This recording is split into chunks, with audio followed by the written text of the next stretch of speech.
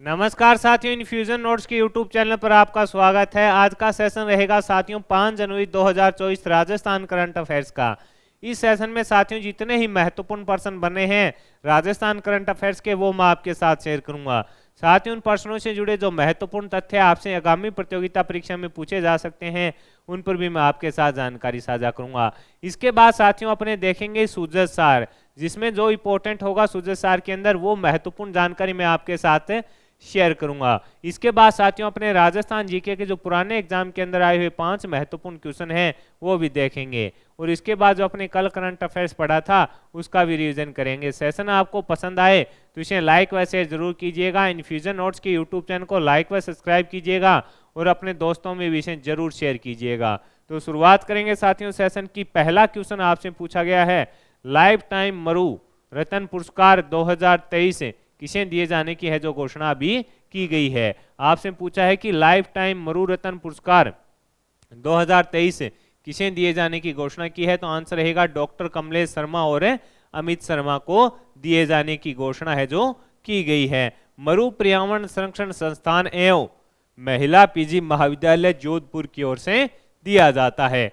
आपसे पूछा है लाइफ टाइम मरु रत्न पुरस्कार 2023 किसे दिए जाने की घोषणा की है, तो आपका आंसर होगा डॉक्टर कमलेश शर्मा और अमित शर्मा को दिए जाने की घोषणा है जो की गई है। ये किसके द्वारा दिया जाता है पुरस्कार, तो साथियों मरु पर्यावरण संरक्षण संस्थान एवं महिला पीजी महाविद्यालय जोधपुर की ओर से यह पुरस्कार दिया जाता है। कमलेश शर्मा है, इनका संबंध रहेगा साथियों बांसवाड़ा से, इनका संबंध रहेगा बांसवाड़ा से, ये अपने को याद रखना है। और ये जो अमित शर्मा है इनका संबंध रहेगा भीलवाड़ा से, ये भी अपने को याद रखना है। यानी डॉक्टर कमलेश शर्मा का संबंध आपसे पूछे तो इनका संबंध रहेगा बांसवाड़ा से, और अमित शर्मा का संबंध पूछे तो साथियों इनका संबंध रहेगा भीलवाड़ा से। इंपॉर्टेंट क्वेश्चन है, पूछा जा सकता है आपसे। आगे बढ़ेंगे, अगले क्वेश्चन पर बात करेंगे। अगला क्वेश्चन आपसे पूछा है कि केरल में शुरू हुई सीनियर महिला राष्ट्रीय वनडे ट्रॉफी में राजस्थान की टीम है उसकी कप्तान है जो किसे बनाया गया है।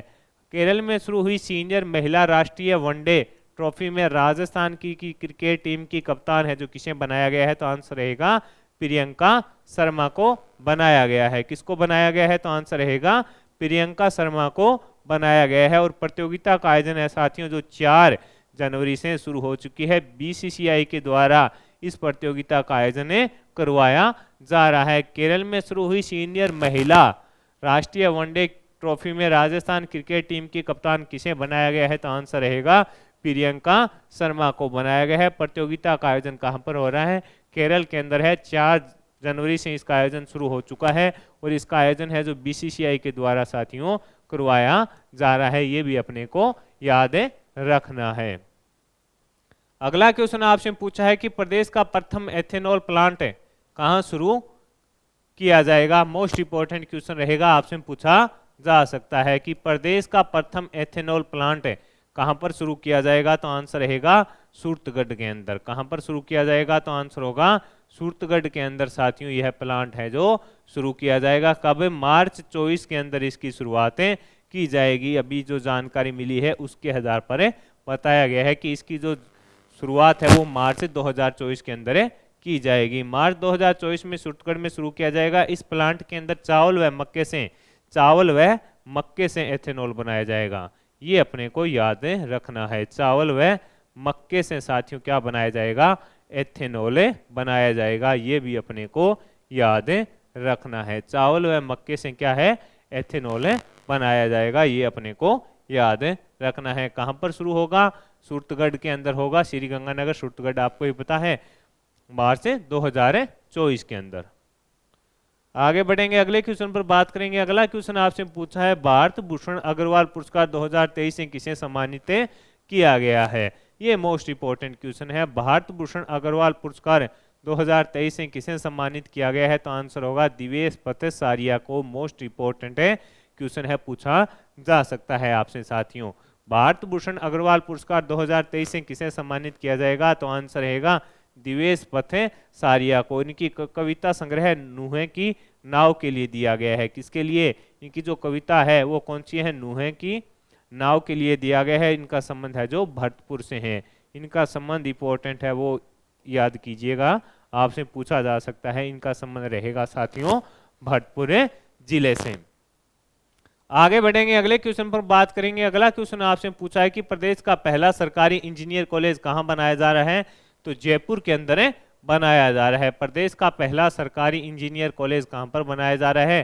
तो आंसर रहेगा जयपुर के अंदर बनाया जा रहा है। इसके अंदर साथियों आधुनिक सुविधाएं होगी और इस पर जो लागत है वो आएगी 25 करोड़। कितनी लागत आएगी? तो आंसर होगा 25 करोड़ रुपए की इस पर लागत आएगी। कहां पर बनाया जा रहा है? तो आंसर होगा जयपुर के अंदर साथियों इसको बनाया जा रहा है। आगे बढ़ेंगे, अगले क्वेश्चन पर बात करेंगे। अगला क्वेश्चन आपसे पूछा है कि हाल ही में इंटरनेशनल बुक ऑफ रिकॉर्ड के हुए कार्यक्रम में किसे किसे इंस्पायरिंग ह्यूमन अवार्ड से सम्मानित किया गया? तो आंसर रहेगा डॉक्टर अजय शर्मा को सम्मानित किया गया। आपसे पूछा है कि हाल ही में इंटरनेशनल बुक ऑफ रिकॉर्ड के हुए कार्यक्रम में किसे इंस्पायरिंग ह्यूमन अवार्ड से सम्मानित किया गया? तो आंसर होगा अजय शर्मा को सम्मानित है जो साथियों किया गया। तो साथियों ये महत्वपूर्ण क्वेश्चन थे करंट अफेयर्स के। अब अपने देखेंगे सूजस सार। सूजस में क्या है? आपको ही पता है कि सूजस में जिन सरकार के कार्यों का प्रकाशन होता है वहां से करंट अफेयर्स के क्वेश्चन प्रतियोगिता परीक्षा में पूछे जाते हैं। तो इसके अंदर साथियों जो उप मुख्यमंत्री श्रीमती दिया कुमारी ने राष्ट्रीय विद्यालय कबड्डी प्रतियोगिता का शुभारंभ किया, उस पर उन्होंने कहा फॉलो योर ड्रीम्स, यानी अपने ड्रीम्स हैं उनको पूरा करो, इस प्रकार का स्टेटमेंट रहा। उन्होंने कहा कि देश में मोदी जी के नेतृत्व में नागरिकों को चुस्त दुरुस्त बनाने हेतु हर जिलों में हर राज्यों में अलग अलग प्रकार की प्रतियोगिताओं का आयोजन है, खेल प्रतियोगिता का आयोजन है जो किया जा रहा है। इसके अलावा साथियों उन्होंने कहा कि मुख्यमंत्री श्रीमती दिया कुमारी ने कहा कि बेटियां अपने मन की बात सुने और जीवन में अपने सपने और लक्ष्यों को साकार करने के लिए पूरी मेहनत और लगन के साथ आगे बढ़ें।